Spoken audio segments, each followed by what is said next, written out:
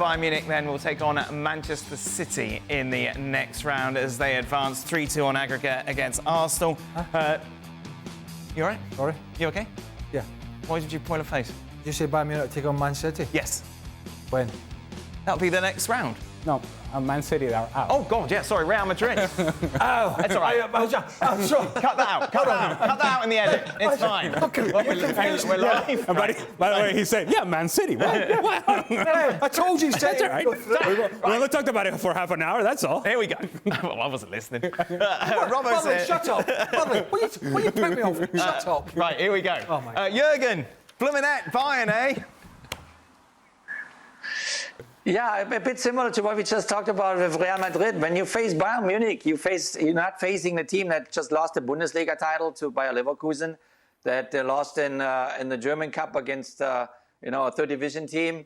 You play Bayern Munich in the quarterfinals of the Champions League is a completely different story. You play a club that always believes that they can win the Champions League no matter what. No matter what the Bundesliga season brings you or the German Cup brings you.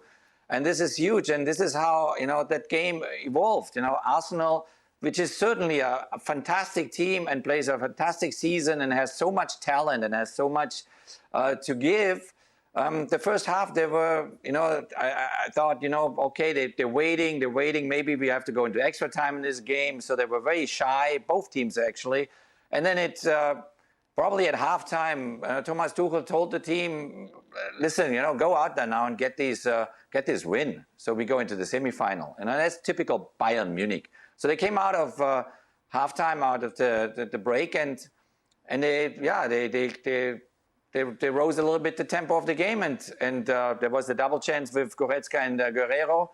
And then it was sooner or later was clear they're going to score a goal. And I'm personally very, very thrilled for Joshua Kimmich that he scored that goal, that decisive goal, taking them into the semifinals, because he had a tough year behind him in the final 8, final 4. It's a different team. It's because it's a different club, and they have that confidence. They know how to do it, no matter what happened last week, maybe in the Bundesliga. It's silly. In some sense, that criticism came indirectly from his manager, didn't it? By his terminology. Yes. As Jurgen said, the number 6, possession and chase. Paulinho, both Kimmich and Goretzka, I think, have been out of favour. Certainly Goretzka out of form for big chunks of the season. But right back is his natural position. A bit like Philip Lahm back in the day, guys that can just pretty much play wherever you put them. That's how talented these guys are. But he has been having a bad time in terms of, his manager making it clear he doesn't fancy him in the middle of the park. Can I give you some sort of sentimental take on the Bayern side of it? I think a lot of people have been trying to rubbish Harry Kane's move to the Bundesliga and say, well, Harry Kane's at Tottenham, he wins sod all, he goes to Bayern, they win everything, they're going to win nothing. He's a quality striker. And we know Bayern have been a really good side, they're having the struggles this year, but here Harry Kane is. Obviously Leverkusen have done it by some margin in the Bundesliga. But here he is, I think, validating his move to a club of this size, who are always fighting on these fronts, and they've had a bad one domestically. But now, who's to argue, looking at Man City being knocked out and Arsenal are knocked out by Bayern, that it's pretty much up in the air. So I think, for the likes of Harry Kane, particularly to these sort of online trolls, he could stick 2 fingers up at them and say, you know what, don't be too quick about talking about me winning nothing. So I think for him, that's a big result as well. I mean, just for one player, but for the club it's huge. But I think for Harry Kane, validating his move there in the semi-final of the Champions League. That was Craig Burley's sentimental corner, ladies and gentlemen. It was kind of sentimental, and then he drifted. The only thing is, I really don't see how anybody's going to beat Man City. Well, I know. They go free where they lose. That was the 2 best performances we've seen from Bayern Munich this season, wasn't it? Home and away against Arsenal? I think so. And the difference with Bayern Munich in these 2 performances, as compared to what we have seen most of the season in Bundesliga, and this is simple. I don't want to overanalyze this. Heart, right? Fight, they cared. Energy, intensity, running, challenging the ball, winning duels, winning second balls.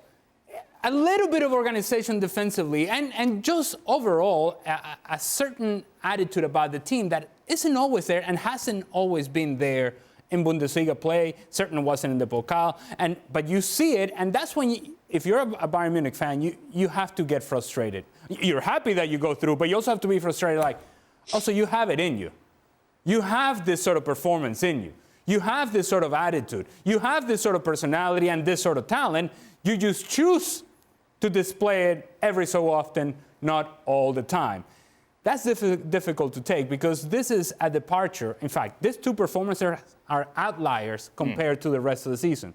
That's why they attract so much attention, because you kind of go, well, where did this come from? Because it hasn't been there. Now, to the point of Joshua Kimmich, isn't it amazing how it works in our game that the most important goal of the season for Bayern Munich is scored by the player, Joshua Kimmich, who has been directly or indirectly mostly criticized by his manager. So Thomas Tuchel, greatest achievement with Bayern Munich potentially has depended upon the performance and the goal by Joshua Kimmich, the player that he doesn't want on the field. That in itself just tells you everything that there is to know about how to manage or how to handle a team and how things sometimes just happen to work out. Today, it just happened to work out for Bayern Munich and Thomas Tuchel. They go through, and deservedly so, because over the two legs, they were better than Arsenal. You don't watch the Bundesliga, or, I mean, it's a bit like La Liga, the commentary on that La Liga game. It's crystal clear.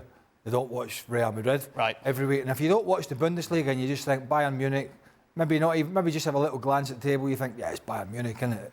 But if you watch them all year, but particularly the last two games going in, Dortmund at home and Heidenheim away, second half. Yeah. First half, not too bad. Second half, a total collapse against a side, I think it's their first ever year in the Bundesliga, promoted last year, right, who made 3 subs at half-time, little Heidenheim, and Bayern collapsed. And so you had to, and I know Jurgen picked Bayern, and that's fair enough, but you had to sit here rationally and go, right, and this was before the Arsenal defeat to Villa at the weekend. You have to sit and go, right, how do I find a way for Bayern Munich to win this game over 2 legs? And it was hard to find an argument. And I suppose one sense is, like Dortmund, there's a change of tune in this competition. There's a change of energy. And the other side of it is, and certainly we can talk about in this game, is that Arsenal's performances in this competition have been nowhere near the standard of their performances in the Premier League. And maybe it's just because they've met their match in this competition. I don't know. But it was hard to put an argument up as to how Bayern would knock Arsenal out over 180 minutes. Jurgen, it's interesting from what Ali was saying about Thomas Tuchel's role in all of this, because surely as a coach, you should be getting your players to believe, to show heart, even though it's against Heidenheim, yet clearly he hasn't, and yet they step on the pitch today and put in these sort of performances. So has he got anything to do with it, or is it just the players wanting it? No, he certainly has a lot to do with it. You know, he's still guiding the entire environment on the inside of the team, and he's a very experienced and a very, very good coach. And he proved that he won the Champions League as well already. But the phenomenon of Bayern Munich in the Bundesliga has also to do with the fact, first of all, Bayer Leverkusen played its season of all times, you know, which nobody expected. In the perfection, Bayer Leverkusen did it and deserved it. The other thing is, Bayern Munich won the German Bundesliga the last 11 seasons. No, it's 11 years in a row Bayern Munich won it. So the hunger in you as a player is not the same. And then you see a team coming up and not losing any game until today. Bayer Leverkusen hasn't lost any game in the Bundesliga season. So you give it to them and say, okay, you know what, it's maybe meant to be that way. But at the same time, the club still has this desire, this hunger, and also this expectation to do well in whatever is left over. So left over is the Champions League. And so they refocus, you know, they kind of get themselves together and say, again, we'll show the world now who we are, you know, and we make it maybe not in the most fashionable way, maybe not in the most spectacular way with winning 3-4-0, but we're going to get through there, you know, and this was a tough fight with Arsenal in both legs, but they got the job done. And now anything is possible. Now you're in the semifinals, and now you go eye to eye, and you kind of play it out.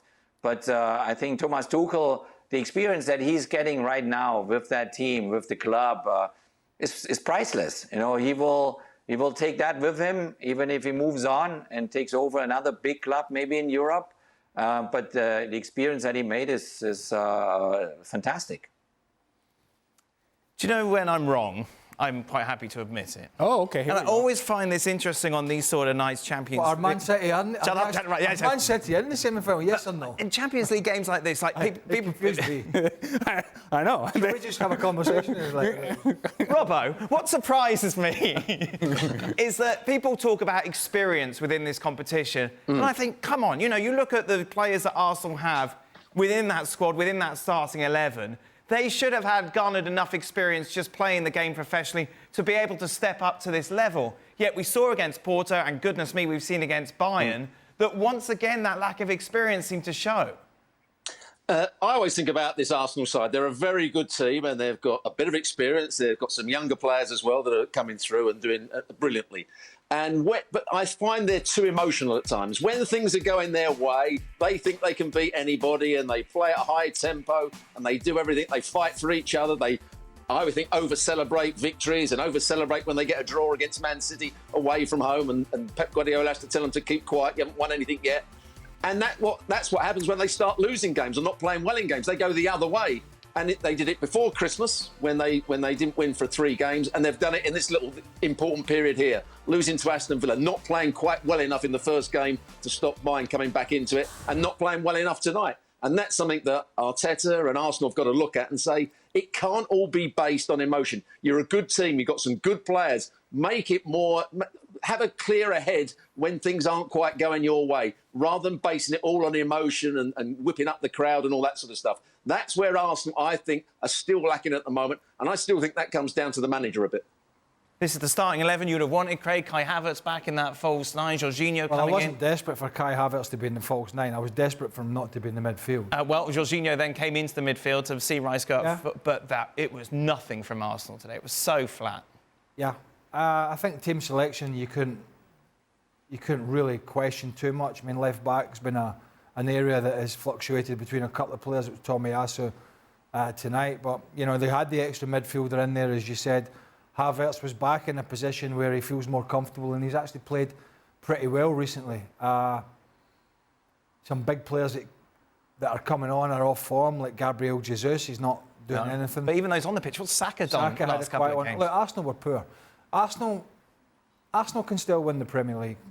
It might happen, it might not. If they win the Premier League, it'll be a great season. But this could also be another season where, like last year, certainly they didn't win the FA. No, they didn't. They could be empty-handed.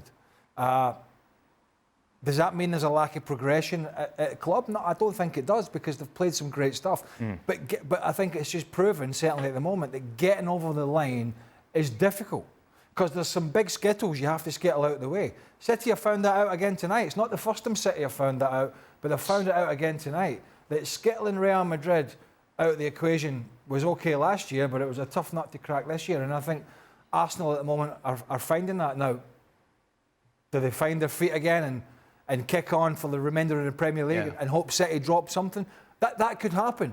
But if we're isolating it to the Champions League, the 2 games against Porto and the 2 games against Bayern Munich, they've been found wanting at this level. And what's disappointing is that following the Aston Villa result, in the press conference, Mikel Arteta is sort of punching the table and putting his hand on the table, said, this is the moment, this is when it's all fine and well when we're winning, but now when things get tough, this is when we need to see who we really are. And this was the next game. This was the next performance. And this is what Arsenal produced. That is damning evidence. It's damning evidence for the manager, it's damning evidence for the players that they were very flat. And it's a team, alluding to what Robert was saying, it's a team that really depends on their emotion and their energy and the intensity and pressing higher up the field. When they take a step back, when they become passive, they become a lesser team because they don't quite have that intensity and energy and that sort of enthusiasm to play the game. If indeed it is because of structure, if indeed it is because the manager is telling you to take a step back, it's a mistake. But regardless, Arsenal, in taking a step back, they did the same thing in the second half against Aston Villa. They did it today from the very beginning of the game against Bayern Munich. It's not in their makeup as a group to be successful doing that. So if indeed you're best when you take a step forward, then do that. And whatever, you live with the results at that point. But don't take a step back and take a different personality in a game that truly matters, in the game that defines your season in Champions League. Don't be what you haven't been up until this point. Try to be a different team. You're best when you're taking the pressure higher of the field. They didn't do it. They took a step back. They got passive. They're out. Normally, when you lose to Bayern Munich, if that's what happens, it's not too difficult to sell it. You know, well, look, as Jurgen said, this team has dominated for 11 years. All these world-class players. That's slightly easier to sell, although it's a difficult pill to swallow as a player. It's an easier sell as a manager when you say, right, okay, we're just not quite ready. We come up against a side that are flying. They're the best team in Germany. We're out. We need to learn from that. That's not the case at the moment. You know, yes, they upped their game, but they've got problems. They've had problems all over the field. They were missing some key players. They had suspensions. And they had two centre-halves in De Ligt and Eric Dyer. Yeah. Eric Dyer, who was, fifth choice, give or take, at Tottenham. Two centre-halves that the manager didn't fancy. And the only reason they're playing is because Upamecano and Kim, he just doesn't fancy them either. So it's the lesser of two evils. And that's, I think, a bit of a difficult sell for Mikel Arteta when you see this sort of patched-up Bayern Munich side that have been walloped in the Bundesliga, giving you, I wouldn't quite say a lesson, but being the better side over two games comfortably, and it's by far the strongest Bayern Munich side. That, I think, for Mikel Arteta is going to be a hard one to get to sleep with tonight. Jurgen, were you surprised how flat Arsenal were in this second leg? Well, you also are only as good as your opponent is, and Bayern Munich definitely stepped it up compared to their performances, obviously, in the Bundesliga. And it shows now, Arteta, it shows now where his team is at, you know, in its development overall. You know, it's a talented team, and obviously they're still fighting for the title in the Premier League. But those are the moments where this real face is coming out. You know, a quarterfinal or a semi-final of a Champions League, then you know exactly where you stand with your guys. And so it will be very interesting now to see how they finish off the Premier League season. It will be obviously a title race with Liverpool and Man City, but these are the moments now where you learn a lot as a manager, because now you see every single player, you know, how they perform obviously in the games, but also how they show off themselves, you know, off the field and on the field in the training sessions. So these are very, very crucial times now for Arsenal to kind of understand, you know, in which direction they're going. I mean, overall, it's I think a successful season because they're still running for the title in the Premier League. They made their last 8 in the Champions League. It's not a bad thing, but sure, as a manager and as a club, you always want more. And when you're already in the final 8 of a Champions League, then you want to figure out somehow how to get into the final.